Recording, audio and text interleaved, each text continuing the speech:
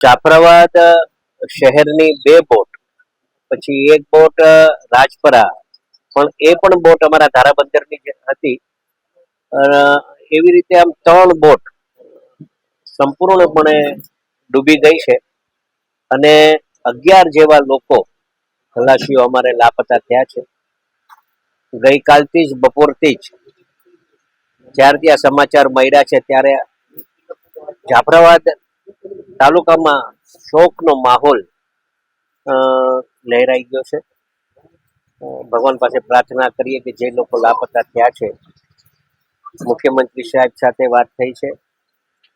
Collector સાહેબ પણ સવારના વહેલા અહીંયા પહોંચી ગયા હતા. રાતના 3 વાગ્યા સુધી જે લોકોને રેસ્ક્યુ કર્યા એ લોકોને પણ અમે સારવાર અર્થે હોસ્પિટલ રાતના ખસેડવામાં આવ્યા.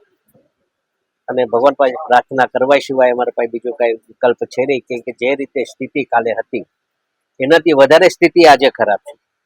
અમારી હજુ પણ આ વિસ્તારની 50 બોટો ઓન ધ વે છે અને એની રાહ જોઈને બેઠા છે અને પ્રયત્ન કરીએ છીએ કે સહી સલામત એ લોકો પણ અહીંયા પહોંચી જાય એવા સરકાર પાસે પણ અમે મહેનત માંગી છે અને અહીંયાથી પણ અમે તંત્ર પણ કામે લાગ્યું છે.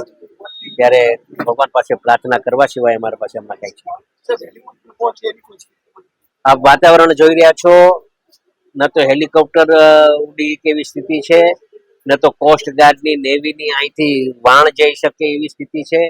કાલે જે દરિયો કરંટ હતો એનાથી વધારે કરંટ આજે છે. કલાકમાં 1 જ નોટિકલ માઇલ કે 2 નોટિકલ માઇલ જ કપાય છે એવી દરિયામાંથી જે લોકો આવી રહ્યા છે એવે અમને આ ધ્યાન ઉપર મૂક્યું છે.